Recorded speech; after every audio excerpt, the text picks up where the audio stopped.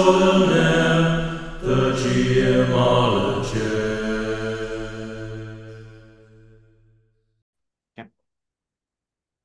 Hello, everyone, and welcome to the Geomologist Presents. Today, I have Kevin Madison of the Dungeon Musings YouTube and podcast channel. How are you doing today, Kevin? Good, Carl. How are you? Good. Yeah, I didn't want to make a lengthy intro, but anyway, I have Kevin here today because we're going to talk about how to run a murder mystery in your RPG game.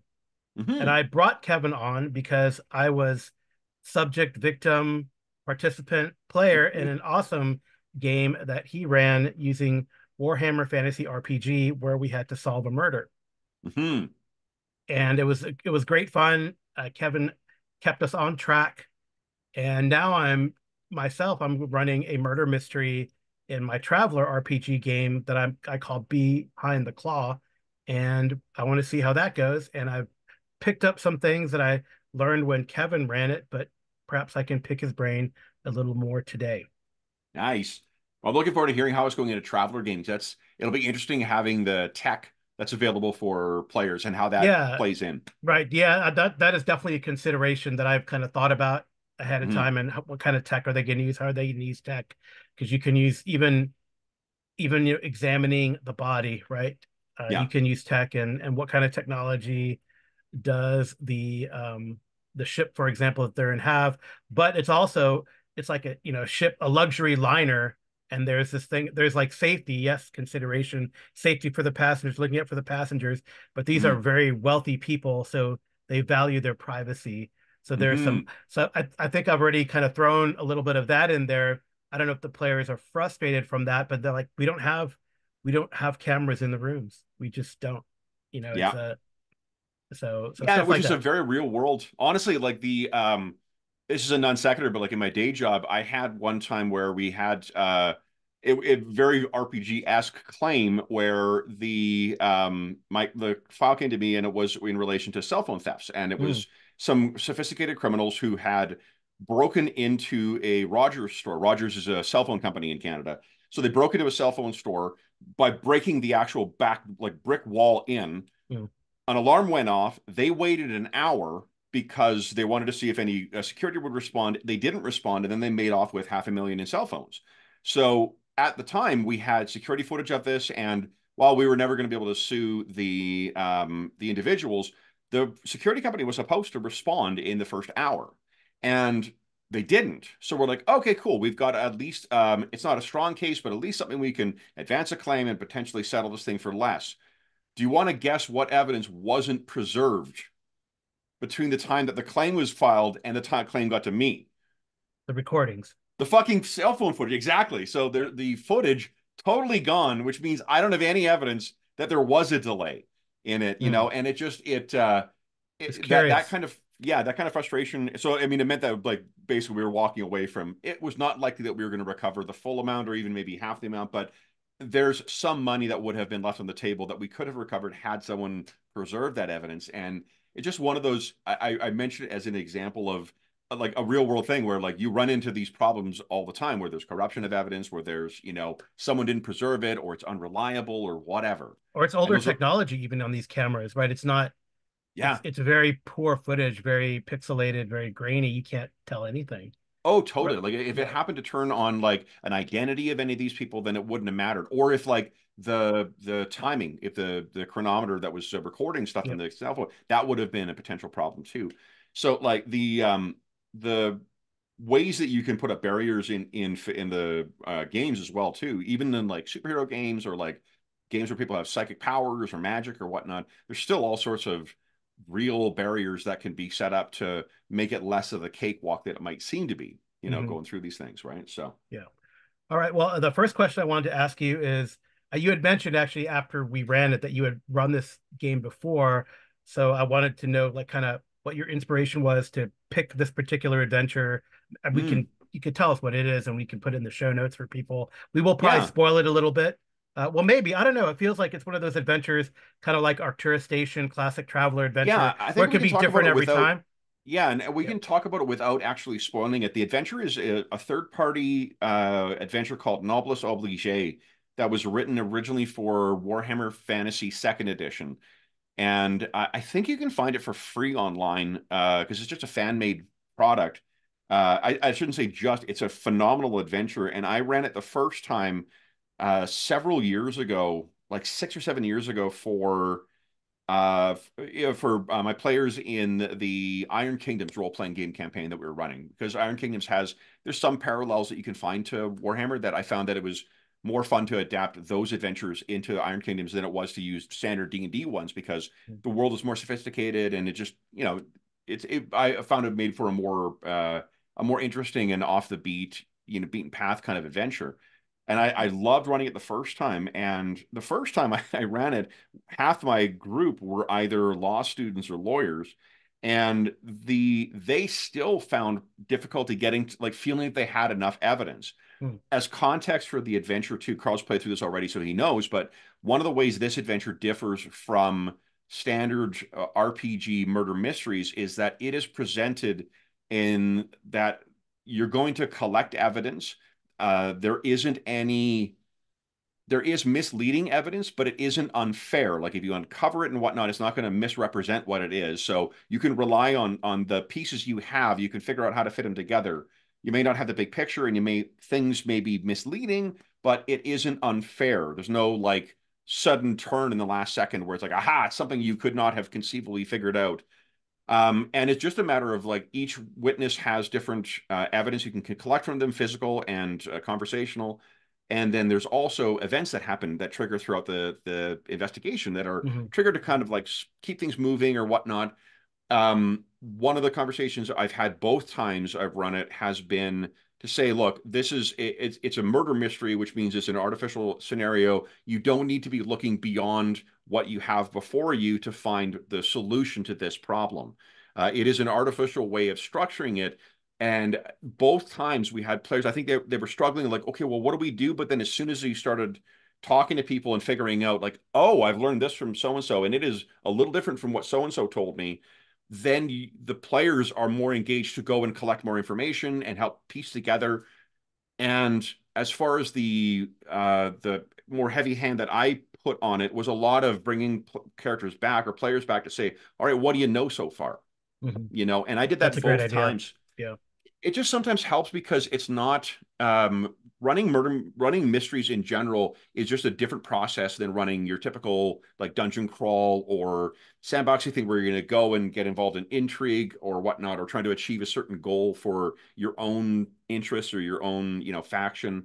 With mysteries, there is a matter of collecting evidence, or clues. Do I have enough to solve the mystery right now? If not, where does this point me in the direction of finding more clues? And then following that path along until you've got enough to get them together. There's different ways you can structure that. The quantum ogre route where like whatever the players choose to look into, that'll be the right path because you want to get to the end. But having run it both times now, like both sets of players really responded to this kind of structure really well. And Anna agrees. And I think that the thing that's nice about that structure is it is the most authentic to the kind of piecing together of what happened that you would find in the real world, which, I use Murder, She Wrote as an example a lot of times, but like Murder, She Wrote is such a great model on which to build mystery campaigns and stuff, because you get satisfying mysteries introduced, complicated, and resolved in the span of a 45-minute or 48-minute episode. And if you can do that on TV in a satisfying way, then you can do something similar in role-playing games. Right. Yeah. So you didn't quantum ogre us, right? We actually did figure out the No, you guys actually, like, that's the thing for those who might be unfamiliar. Quantum ogre is just kind of an idea in the RPG space that whatever path you take will end up at the thing that the GM has set in front of you, right? Like it doesn't matter. You can take the road north, south, east of town. You can go underground. You can go overboard. You're going to run into the encounter the DM wants you to run into, which isn't a bad thing because like that's structured encounters are a great thing, or can be a great thing. But in this case, no, there was an actual mystery you uncovered. There was clearly someone who had done it. And some RPG modules, they do structure it in such a way that it's multiple people and you kind of decide which one it is, and that's good as well. The thing I just particularly loved about this was it's so well structured that follow the if you follow the evidence and you put it together and it's not to say that like the players don't have any agency. Like there is a lot of deductive reasoning that has to go into figuring out who to talk to and what these things mean. Mhm. And everyone's talking to each other about that, which is great. Like anytime the players are all talking to each other about plans and whatnot at the table, I absolutely love that stuff. And that in this adventure does such a good job of that. And by having there is a right answer to who did it, Mhm. I think means that there's less likelihood of being taken down the wrong path because certain clues or whatnot can't be interpreted in multiple ways. They all point towards this kind of one person once you've chased them down. While there Right. are some red herrings, like you guys had a couple of times, you're like, oh, it's this person. Oh, this person I don't trust. And it turns out that there's a number of people involved in Nobles Obligé who are fucking bad people or seemingly Right. bad people, but they're not the ones who committed the murder. Right. Right. Hmm. Yeah, I thought I had a good time with it. I do notice too that at least one of the players, not me, I confess, was writing things down and keeping notes. And I know I already have a player who's doing that. And actually, I think they knew something was up before I introduced, or I don't know if I had hinted that I was going to run a murder mystery, but they started meeting a lot of wealthy people who really didn't like each other. So he started coming up with like a matrix, like why they don't like each other, what's their relationship, and that's already gonna, I think, help them. So they've done like and we've had a couple session, well, one session, real session of the murder mystery, um, and they've done all the physical clues, like found the body, you know, did all the investigation in the room. They have some, based on this guy's matrix, he has some ideas or some Yeah. suspects in their mind, Like and now they're going to do there, the interviews, right? and that's a great suggestion to make. If players don't take notes typically for this type of adventure, that's another good thing to recommend because like there's a reason that police use like cork boards to put Mm-hmm. together all the because sometimes you need to see all that stuff in a manageable format so it's not all just abstracted Right. information. This is a non sequitur, but again, like day job stuff, I use to handle enormous amounts of documentation on files. I always have a document chronology for Mm-hmm. everything I have because I'm not going to remember 1,500 pages of medical records and stuff like that. But if I have a chronological list of things, then I can see things and I can see patterns and whatever else that is important that I have that come from having a high level view on things and doing a similar matrix of like suspects and evidence that you've got against them and Mm-hmm. their alibis or whatever. That's a really helpful way to focus your attention on, okay, well, what didn't we look into right now? Mm-hmm. Yeah, and I think in both cases too, both of my players and I think we found like the physical evidence was very compelling, and we found it pretty quickly and came, I think, to the logical conclusion of like basically how they were killed and what the murder weapon was, right? So I think Hmm, that's pretty important. I think to ground people definitely. in pursuing, now I guess the hard part is questioning people, right? That seemed to take the bulk of it, right? In our game too, It is did, and that's questioning part of the people. fun of it too. Like for the GM side of the screen too, it's really fun role playing out those things. It's work because you need to make sure you're giving the evidence you need without leading the players astray. You don't want to say stuff that accidentally sends them off on a wild goose chase that wasn't Right. intended by things. Mhm. But it's I find that to be a lot of fun, and and I think that the other part of that is whatever the other social considerations are. Like in that adventure, the constraints were that you guys were commoners effectively having to Right. deal with a bunch of nobles, and you had borrowed authority because of the nature of the mission that you guys had been sent on. And that was the only reason you're able to question these people. But even then, you still wanted to be cautious, and it seems like there was things you were pushing against, Mhm. and that I think is a part of the fun as well because like um for the most part you don't adventurers are not going to have regardless of whatever game you're playing they're not going to have on the restricted ability to go in and do anything in the course of investigation playing a Right. superhero game you're still going to be constrained by external laws and whatever else too or there'll be consequences that come from that Mhm. and even if that like that might feel like for some players is a way of, oh, you're constraining me, but like when you think of it long term, it's also the way of prompting great story later on. Yeah. You pissed off people in the course of doing your investigation and whatnot. That's stuff that they're not going to forget probably, and then you might have issues down the road from that. So the course of the investigation, even if you resolve that mystery, you're still going to have great story fodder for later on in your campaign anyway.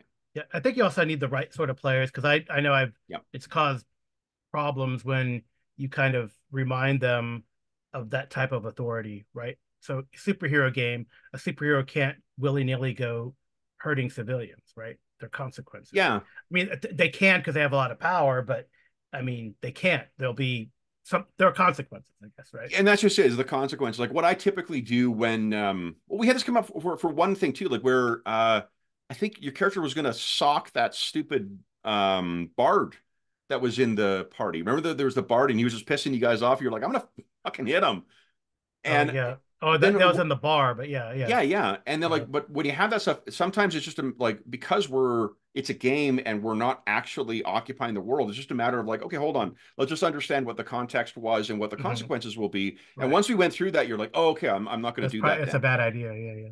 Yeah, well, and it's not necessarily that's a bad idea. It'll bring things in a very different direction then. Hmm. And that's not I really try not to, because I'm fortunate to play with, like, I don't play with players who intentionally sabotage things. So more often than not, when they're trying to do something, there's a reason behind it, and there's, so sometimes it's a matter of maybe I've miscommunicated something, or they've misunderstood something, or they really Hmm. want to do something that I didn't anticipate.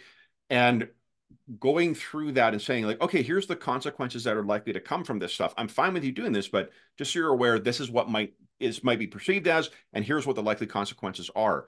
That's not me slapping the, don't do this because it's contrary to the story. It's making clear this is what the consequences are likely to be. So like definitely go ahead and do it if you like, but we'll be in a different kind of story after that.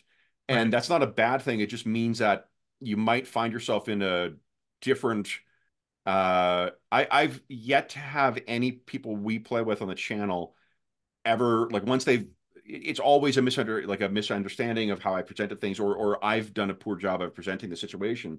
Once it's clarified, they're like, oh, okay, hold on, no, I don't intend to do that. Right. Yeah. But I mean, even if they did, it just means that the story's going in a different direction, and if you're playing a pre-written like adventure path type thing where the actions in one module are going to have consequences for four more of them or five more of them, Mm, then maybe that's a problem. But right. the types of games I typically run are always kind of open-ended anyway, so where they go with it is not really a concern of mine. I just need to find interesting things to have happen in the next stage of the campaign, whatever it's become. Yeah. And you mentioned directing players a little earlier, and I think we probably want to talk a little bit about that, or talk about that. In that, you reminded us that the only people that are likely to be involved are the people that you're introducing, right? Hmm. Even though there are a lot of, it turns out, faceless NPCs, right? So right, there's all Yeah. these soldiers, there's like the drivers of the wagons that, or the coaches that we're with. Um, and then like in the case of the traveler adventure that I'm running, right, there's the crew, right, and a lot of other passengers that they haven't met. But I mean, even though I know you mentioned it and I mentioned it, there still was a player who's like, well, what about all these other people, right? Yeah. And I think because it's different, there are different styles of approaching the mysteries, and like the one way of approaching that is a perfectly valid way too, and that I use in other things, is that you have clues and there are many ways to get them, right? Like there's many ways to figure out the information you need to be able to piece together. Our Paradar adventures are very much like that, where I don't have, like, they don't need to speak to the right person. They can get information a number of different ways, and that was true in this adventure as well. It's just that it's a locked room scenario, right? Where Mhm. like you're not going anywhere, you're not going off something, nothing's changing in the interim. It's a very limited, period, a bottle episode, as it were. Mhm. But for games like Call of Cthulhu or any other sort of, that's the one I think of as the most clearly mystery focused or investigative focused. Mhm. With those kind of games, things can change in between and shit can happen. So uh, having the having the accessibility for more places, I think, in my mind, like, with the bottle episode 1, and only 8 like meaningful NPCs to talk to, then that is an easier amount to cover. And I think it's less, it feels like, I can't speak from a player's side, but it, to me, it probably is less artificial than by saying, here's 4 people you're going to meet. These are the people who are important for the purpose of this artificial murder mystery structure we're playing. You can talk to anyone else you want to, but this is not the kind of adventure where you're gonna, everything we're playing and everything that matters is on the board, right? The Chekhov's gun kind of thing, where Right. we've introduced these characters. It means that they're consequential. Investigate at your will. That probably is less artificial than saying, here's the 5 locations you can go to, right? Across, Right. Arkham. And if you go to anywhere else, you're not going to find it. Like, that to me feels a little more, because you've already opened up the possibilities of travel and things happening in between and whatnot. The but you're right. I think that having the players stay on, having a clear communication of what is happening in it. If you're running a murder mystery, that's the focus of the or not just a murder mystery, but like any kind of mystery where it involves investigative, collecting information and going on. Um, it's good at making sure that players remember and reminding them this is what this exercise is. This is not a matter of, for you to not get frustrated, you're going to want to be aware of how you progress in this story, as opposed to like, if you're playing a dinner party thing, you're going to want to talk to people and then kind of figure out what the story is, or, progressing in a dungeon, or, whatever your setting equivalent of that is, progressing the mission in Shadowrun. That stuff has a different metric for measuring how far along you get in towards your successful goal. Mystery requires you to remember all times that I'm trying to get enough information so I can piece together what's happened, and there will be shit happening in the course of that exercise. It's one of the great things that Eberron also, it's the Raymond Chandler thing, that if you ever find that you get bored in a session or things slow down, have some bad guys with a gun kick through the door, right? So you still not lose the thread of the mystery, but give it a little more of an action influence. But ultimately, reminding the players, this is what you're here for, and here's what the kind of, I don't think you need to be quite as artificial as what I was necessarily, but it's also it's worth remembering too, like, you're playing an RPG. It's not another kind of media. You're not playing, if it was a video game, it's a much more restricted format too, but like, that is restricted by the format of the play, and so are RPGs. The murder mysteries, or whatever your mystery is a construct that is artificial. And because it's artificial, it's going to have gaps in it. It's just the nature of these sort of artificial scenarios. And if people pick at the holes or the gaps in it, it's going to affect the overall structure of the mystery. And that's where it can be like, well, no, this is what this mystery is about. And if players insist on focusing on the edges of things, it sort of is, it runs contrary to the spirit of what you're trying to do with the mystery, right? That's where, again, it differs from like a murder mystery novel or a film or TV show, where the players do have active involvement, but that's goes beyond just playing their characters and investigating the things and responding to situations. It's also showing good sportsmanship, right? RPGs are a team activity. It's remembering that, okay, there's going to be artificial holes in this stuff. My job isn't to outsmart the person who wrote the adventure. My job is to play with my friends and my fellow players and see us through to the resolution of this mystery, not to outsmart whoever wrote it. Right. Or he's trying to run it, if you're running, or whoever's trying to run it. Yeah. Like, and like that can, and that's another thing that, from the GM side, I think it's perfectly fine to be like, listen, you know what? I fucked up on something. I mentioned this, but I actually meant, this is what I mentioned by that. I misspoke when I said whatever. Having the, having the ability to do that with your players. Some players are going to feel, oh, it takes me out and whatnot. And all right, I mean, but it's not fucking VR. Like, it's not the Matrix you're in. It's a role-playing game, and there are people who are running the role-playing games, and people responding to other people, and sometimes things, get overlooked or get mistaken. So that's where it's good to go back and if you have that comfort level on the GM side to say, listen, I fucked up. I told you that so and so saw X at there. It's actually Y. That was my fault. I misspoke on that. So, I think being able to go back and do that rather than trying to rewrite the mystery after the fact, especially if you're running a pre-written thing. If you're doing the Quantum Ogre thing or something similar where like the clues might lead to one of multiple suspects, that's fine because then you'll see where the players where they put it all together to do it. One of the advantages of having the singular victim too, or singular, culprit, is you avoid Hitchcock's thing of the fridge moment, where like as long as you can get through the film, the sort of paraphrasing of it is that if you get through a film of his and then you're in the fridge, grabbing a midnight snack, and you're like, wait a minute, that element didn't make sense. He doesn't really care about that because, like, if you were in it in the moment and you accepted it in the moment, that's fine. Mhm. But if after the fact you have those lingering things, I think you're less likely to have fridge moments when there isn't multiple resolutions to it because there's not going to be like, well, wait a minute, like I uncovered this kind of thing that seemed to be indicating towards so and so, and that doesn't tie into who actually ultimately did it. So why is that the case? And Mhm. like that's just I don't think that's fatal to it's not fatal to films, but nor is it fatal to your campaign or to your mystery adventure because like again it's an artificial construct. It's a dynamic situation as people are playing their characters and investigating things, so you don't know what's gonna come of it and what things will be left on the side of the road or what players will fixate on and being like, how come this happened? That didn't make sense. But if you have a singular culprit for your mystery, that's less likely for that kind of fridge moment to happen. Okay. Yeah. Mhm. Yeah. That's curious. So I have another something that did not come up in our game, and it may come up because of technology in the Traveler game, is the use of divination magic. Do you think that Yeah, divination magic can?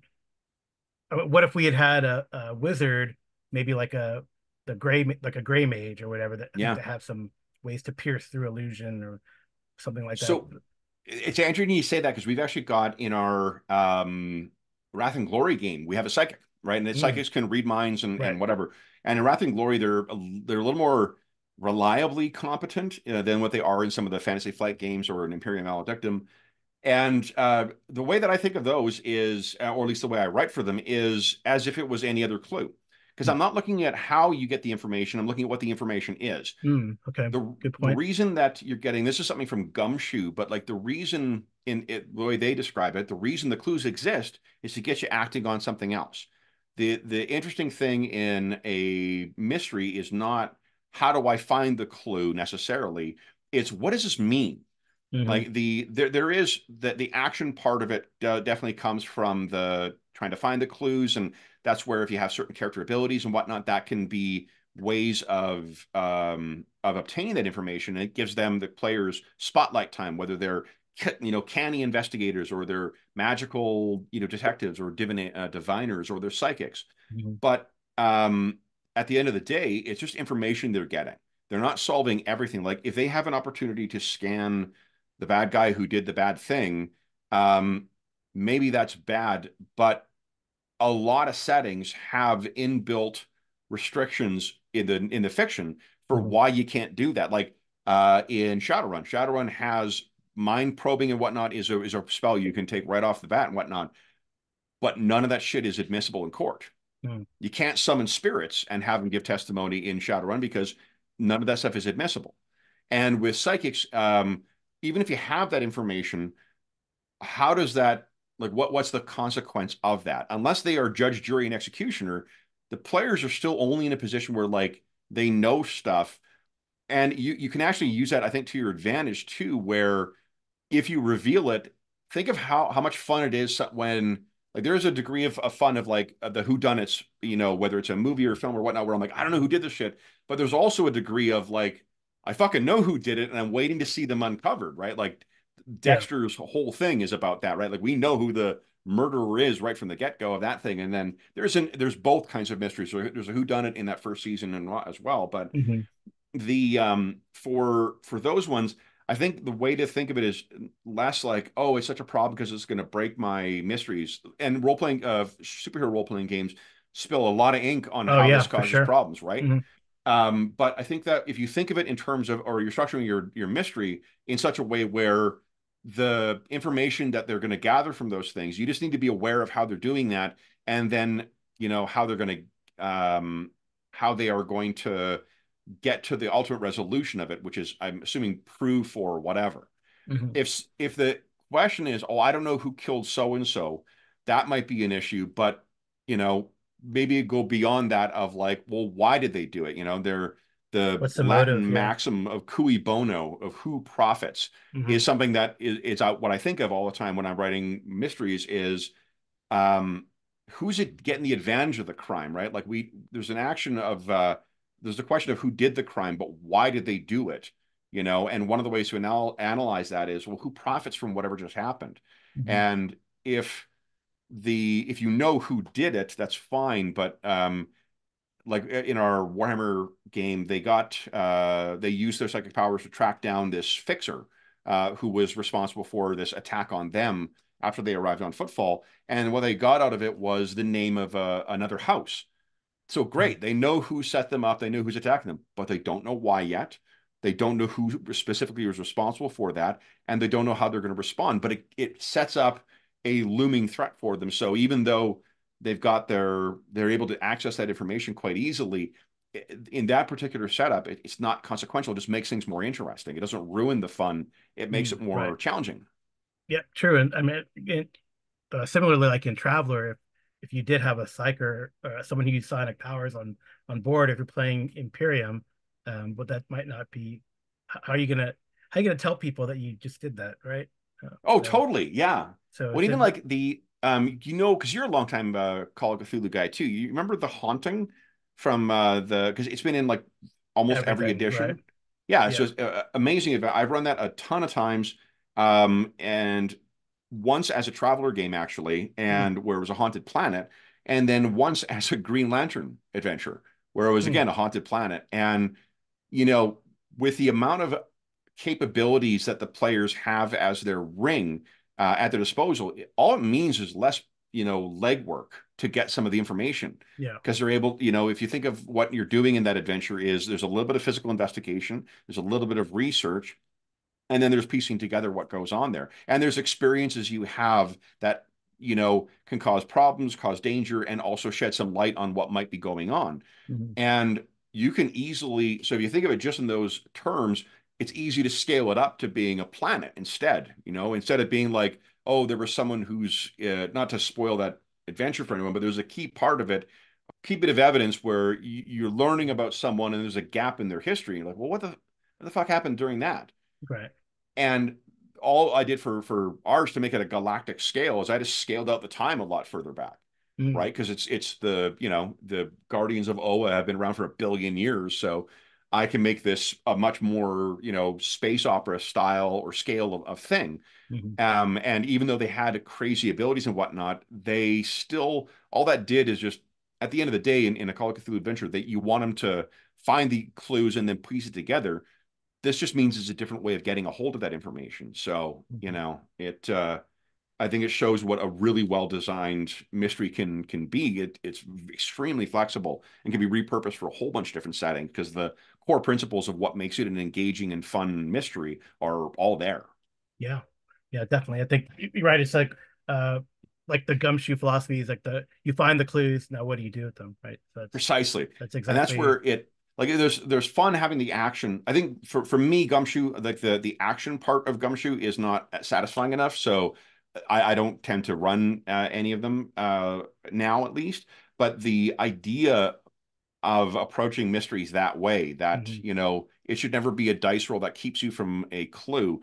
Right. A dice roll should provide context or some kind of connected thing. Yeah, you get the clue, but then someone now knows what's happened or whatever. Like something Mhm. that makes the investigation more complicated or more more complicated also tends to mean more interesting for the players. So, you know, that's I haven't run a mystery with what do you call it with Genesis yet that I can think of, and I'll bet you that would Mhm. be just a ton of fun to play. Yeah, I guess like I guess you could do it with like the new L5R, right? That's Genesis now, but Yeah, we I mean, actually obviously, I mean, it looks like you've repurposed adventures and put them in a sci-fi context that were not originally for that. So, Star Wars, right? A Star Wars mystery. Star Wars should be really Yeah. good. We ran our first campaign playing Legend of the Five Rings, the Fantasy Flight one. That was a murder mystery. Mm, There was a cool. Ronin who got murdered, and it was a matter of the characters going around. It was a lot of fun. And it gave you a lot of like opportunity to play in that world. It's something that I think, well, like getting back to your mystery and Traveler, one of the fun things one of the things I love the most about Traveler, the game, is the setting, is just occupying stuff in the setting. It is a rock solid sci-fi setting where you have clear answers for what everything, like every bit of technology, you have a clear answer for what it can and cannot do. And that's sometimes a challenge with sci-fi stuff, is understanding like, all right, so is this like Star Wars interstellar travel, or is this like Star Trek interstellar travel, where like I can own a single vessel, and on my own can kind of zip between solar systems, or is it the kind of thing where only the technology can support a big, a big vessel that can support a certain beyond. How long does it take us to get between them, and how far Right. can scanners go? Right. It's so good having all that stuff clear, because in a setting where you're making up everything, there are already clear boundaries for what can and cannot be done with that Hmm. technology that's inbuilt in there. It's rare you're going to come up with like, and then there's the magic nonsense that breaks all the rules you have. Like you can rely on those fantastic elements to be able to figure out how you're going to structure and how you're going to respond to these kinds Hmm. of mysteries. Right. Well, cool.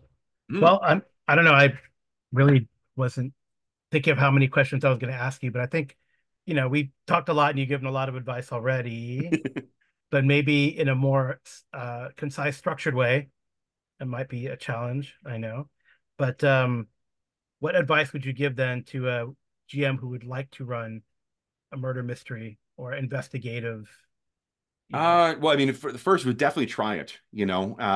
I think that it doesn't matter what kind of game you're running, you can run something like that. A D&D adventure is as much fun, as what. So a lot of the Ravenloft ones are just not the original modules, but a lot of the ones that came out after the second edition box set came out. Mhm. A lot of those are interesting mysteries as well. Right? Um, I think that yeah, like I don't have, apart from saying definitely try it, I would be mindful that if you find that your players are not used to that kind of thing, be willing to talk more openly about what the metastructure is for Hmm. that type of thing, because uh having the shift from D&D brain, honestly, we've had this happen in a couple of campaigns where we've been playing a long time, where there's one type of adventure we've been playing, and then we transition to something else, and everyone has to step back. Whereas in like our Paradar game, everybody knows what you're doing by now. We've been playing it for 2 years, 2 years, 3 years, 2 or 3 years, and everyone knows sort of how they're approaching this stuff. Like, okay, I'm gonna slowly start piecing stuff together. In the same way that watching an episode of Murder She Wrote is different from watching an episode of like Star Trek. Hmm. There's a different type of story you're going through. My advice would be, just if you do find that there is difficulty with that, be transparent with your players, Hmm. with how you're choosing to do it.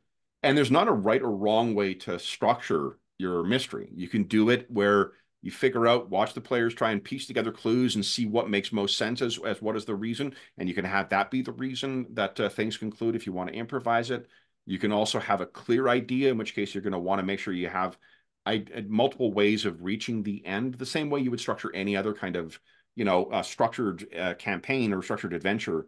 Just definitely try it. Yeah. If it's something that sounds of interest to you, I would give it a try, because it can be a really refreshing thing for players to play in too, to have a different way of thinking about their characters, different way of interacting with them, and seeing different abilities come to the forefront, because they might be more important in the course of an investigation than they would be otherwise in like whatever other thing they're doing in their campaign. Right. I think another important thing is to make sure that the characters are the stars of the show, right? That they're 100%. Angela Lansbury and company, figuring out the mystery. I know that, I mean, especially like in a game where why don't you just let the authorities do it? Why are we the ones chosen to Exactly. why are we Yeah. solving this mystery? Why can't like in our case, Priest of Sigmar, why don't you guys solve the mystery? But you gotta. Exactly. Yeah, and having that reason, that's a really good point because having the players clear that it's their problem, Yeah. right? Like that is whether that's because the client wants to see this through, or whether they've got some personal, you don't need to have that a player character's brother or sister or whatnot is murdered and then they've got that personal investment. There can be other incentives for it too. And you can complicate things too by changing those incentives partway through, right? Yeah. If they're well on their way to solving a mystery and someone else comes forward and says, you know what, I'm going to pay you double to just fucking sweep this under the rug, that can Right. introduce some interesting complications to it as well. But that would, or add more context for like, oh wait, who is that guy? Why is he? And that might be a way of further giving more information to the players to be able to play with to figure out what they're going to do next or how they're going to go. And the other thing I would say is what I think this adventure does well, and a lot of other ones do, is triggered events. If the classic, kind of horror investigative mystery when I was a kid, sometimes you'd have times where it's like fucking 2 hours where players are trying to piece shit together, and like that's not fun, that's frustrating and whatnot. But if you pace it up or break it up with interesting kind of things, that Chandler-esque, kicking the door down and that gives someone a chance to change things, and you can also introduce information that way. If players get stuck and they need a little tip towards it, because sometimes players need that extra bit of, they're not their characters, they're role playing as their characters, but they don't see or understand or whatnot everything that the character necessarily does. And giving context, I guess, one of the things that was helpful in, I think, our game is talking about the context of what certain clues meant. If your world isn't, whatever type of daily world that you guys interact with, you sometimes need to give context for like, it's unusual for, like in our murder mystery, when you guys uncovered that really expensive dagger, right? On what's her name? You're like, why the hell does a camp follower have this thing on her?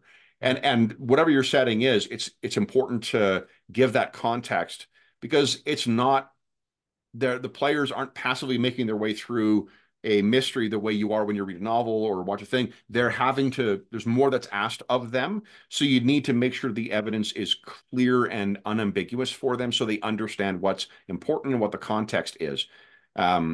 Especially if you're playing, even in person, this is true, but if you're playing online, connections can be lost sometimes. Right. People are distracted by things. So it's never a bad thing to put your thumb on the scale, as it were, and just being like, okay, let's go through what you guys know so far. And as they go through it, you can, as a GM, you can sometimes be like, oh, well, hold on, did you learn that? And if there's a misapprehension, people could be like, oh yeah, it was so-and-so who wrote that note, and they maybe just recorded things down wrong, and you're like, no, that was so-and-so, that was a different person who did that. And then that gives them like, oh, this is why this wasn't making sense to me, is because I misunderstood one component. An RPG is not living real life, so you're not having the full benefit of being fully immersed in there. And you're also not occupying that world 24/7. So when you play every 2 weeks or every week or every month, you need that extra bit of reminder for the players to be like, yeah, this is the shit that's important. This is stuff. Here's what it means, so they can make those decisions. And you've got the authority to be able to take steps to try and resolve things. Yeah. Never mind also players who might miss a session. They got to get caught up, and 100%. It's a good excuse to make sure everyone's on the same page. Yeah, because at the end of the day, you're not playing a life simulation in this type of thing. You're playing a murder mystery, So you're not trying to accurately, where people have to pay attention to every single thing. You're not handing people the answers to the questions. And I guess one thing, sometimes I will posit stuff out loud so people can put things into context. If I'm missing something, I feel like they're missing something in context, sometimes I will ask leading questions, and leading questions is questions that presume an answer. So it'll be, we had this in our recent Paradar game, because there was just a bit of there was some people coming and going. We're playing a Starfinder mystery right now, and there was one bit that I felt was being missed here. So we talked through a bit of like what the evidence means, what I think it means in the greater context. And that got us to the point where they were like, oh, he's not what I thought he was. He's actually, more likely something else. And that's, I I think some GMs, especially if you're of uh the really hands off, let players do whatever they want.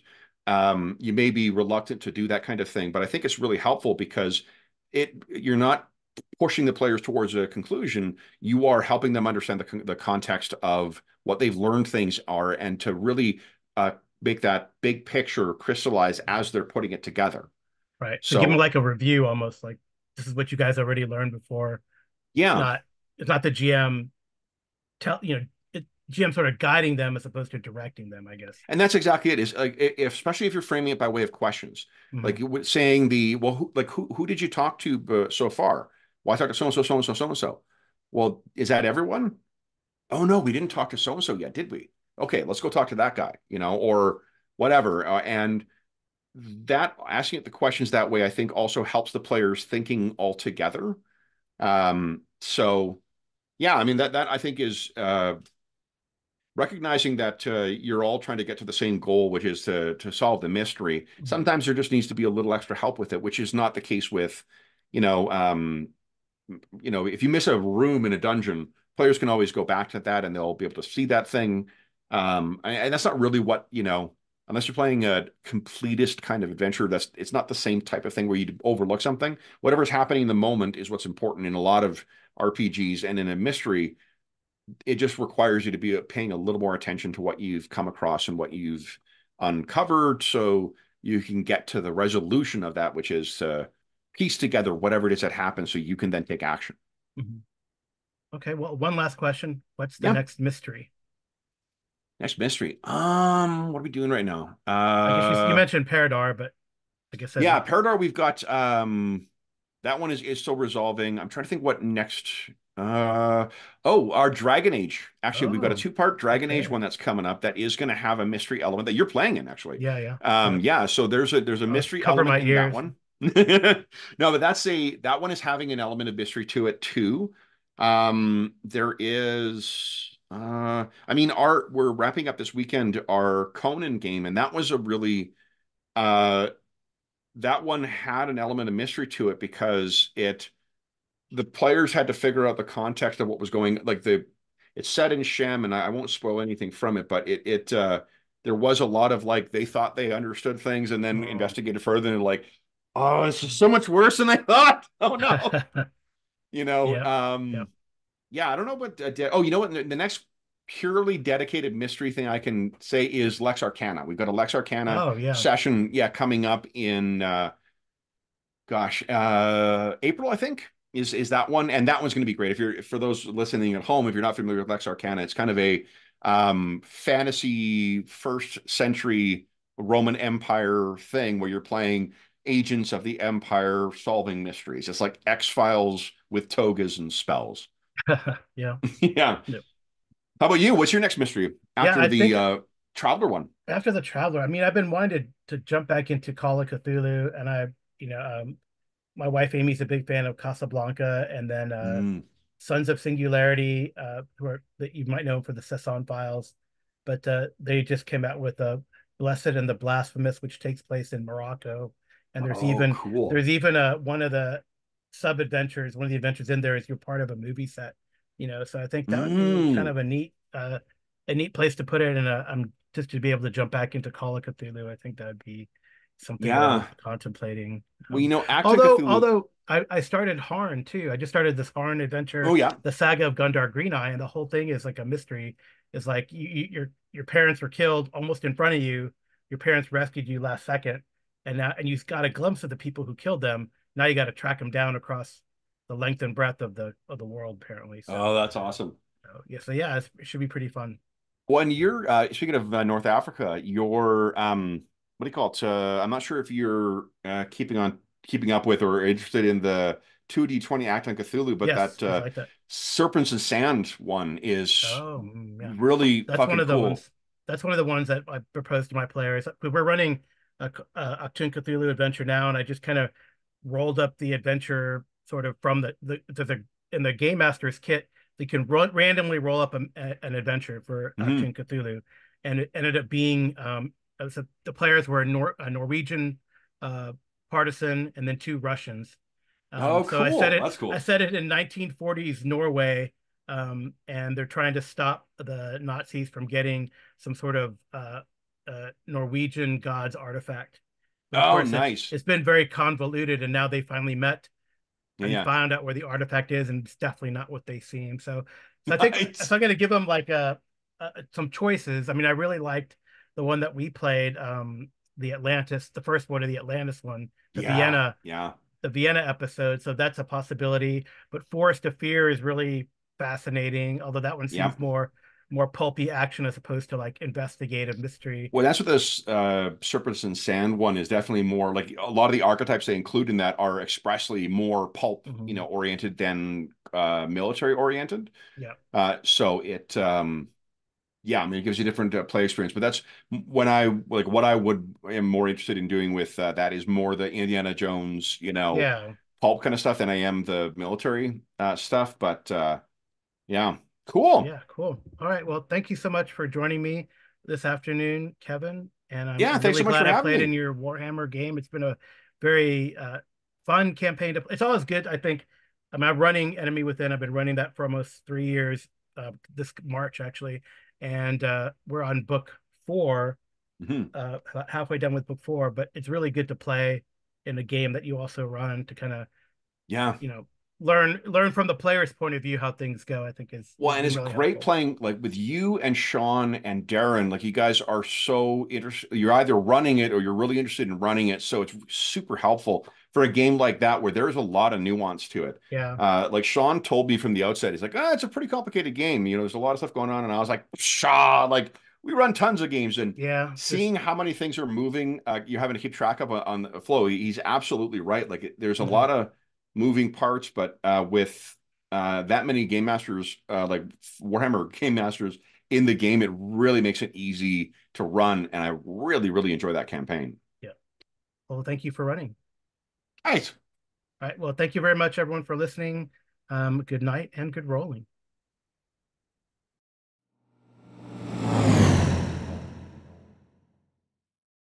As I mentioned in the show notes, I received some call-ins. I have call-ins from Jason Connerly, Nerds RPG Variety Cast, BJ Boyd of the Arcane Alienist, and the Pink Phantom from Phantom Thoughts. They're all on the last podcast I did. I think that was 244, not 245, for a few dollars more, but the one before that. And they're discussing several things. And we'll listen to Jason's probably back to back, and then the one from BJ and Pink Phantom back to back, and give you comments to their calls. Thanks.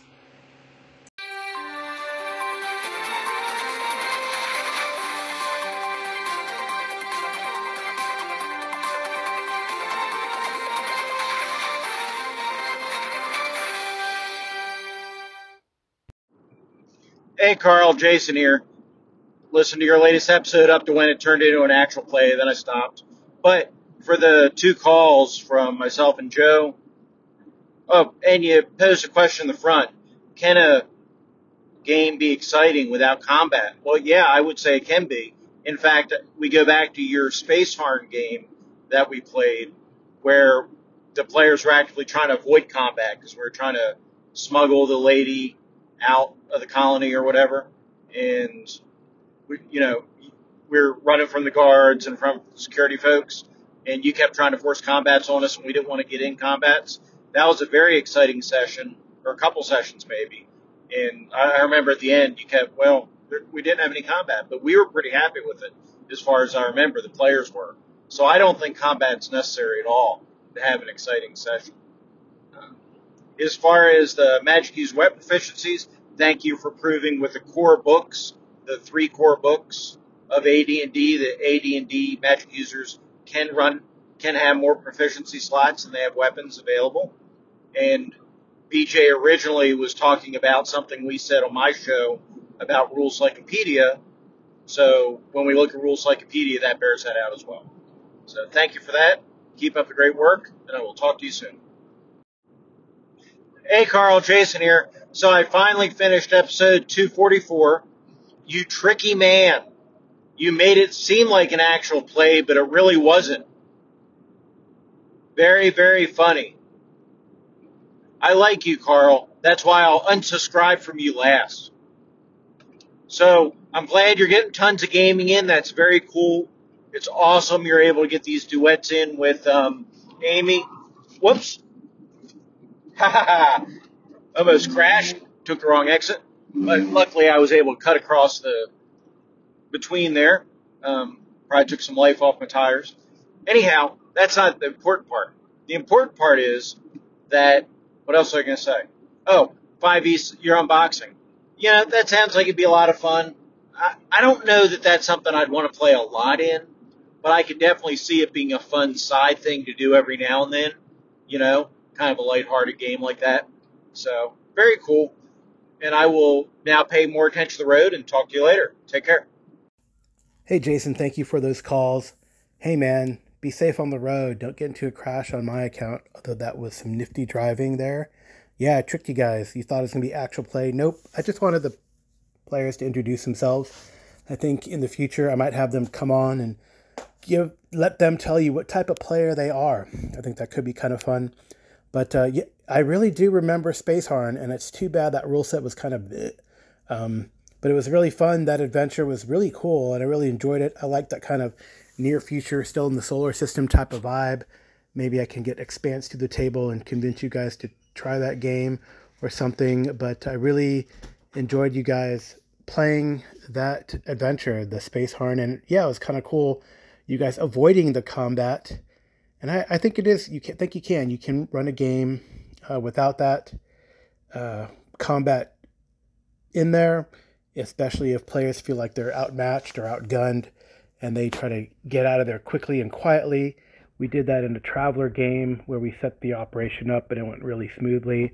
And Amy and her brothers did that in a Harn game. Well, Amy's character and her brothers did that in a Harn game where they're like, we don't want to go up against armored dudes. We're going to try to sneak out of here, burn their boat, and GTFO.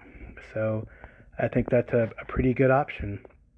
Yeah, and you're welcome. I really love diving into the old stuff. I remember that with nostalgia and with fondness and playing, games. We used to play all day, right? And I think I don't remember playing in like big groups. I think this was mentioned in your podcast or another one, but I feel like it was more like Stranger Things, where I had a group of friends and we played, 3 or 4 players and the GM usually. Once in a while, I remember one game we got together when we were in college, and it was like 1, 2, 3, 4, maybe 1, 2, 3, 4, maybe 6 players tops, I think. Anyway, just something to mention and to remind. And usually it was like I said, 2 or 3 guys playing, and there was all like a shared world, a shared verse, and what they did in one game kind of impacted what other players might get to or get at, and there was a little bit of a competition, especially where when they'd go into like a particular dungeon and they're like, oh, the other guys did that already. Oh, we wanted that treasure. We wanted to explore that area. Oh well, this guy took his other buddies and not you because you weren't available. I don't know. Is that a bad thing? Who knows? Anyway, thanks for calling, and I will talk to you soon.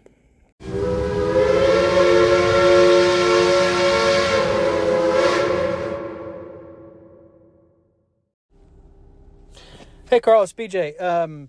In the second edition Player's Handbook, you said you couldn't find the list of weapons available to a wizard or to magic user. So remember, you've got, in 2E, you've got your classes, but all the classes belong to a larger grouping. And so you've got the wizard kind of group, and then within that you've got the mage, and then you've got specialist wizards. The illusionist is just the one type of it that specialize in one school. So you don't look at the specific class descriptions. If you go look under the broad description of the wizard group, then there's a paragraph that says they can use daggers, staves, darts, slings, and knives. So they only have those 5 weapons. So at one weapon proficiency every 6 levels, they're not going to run out of options to use those proficiencies on. Anyway, just wanted to point that out. Great show, and I'll talk to you later. Hey, Carl, the Pink Phantom here. In second edition, the weapons available to a class are listed in the class description instead of with the proficiencies. So wizards can use dagger or staff, items that are traditionally used in magical studies. Other weapons allowed are darts, knives, and slings, weapons that require little skill, little strength, or both.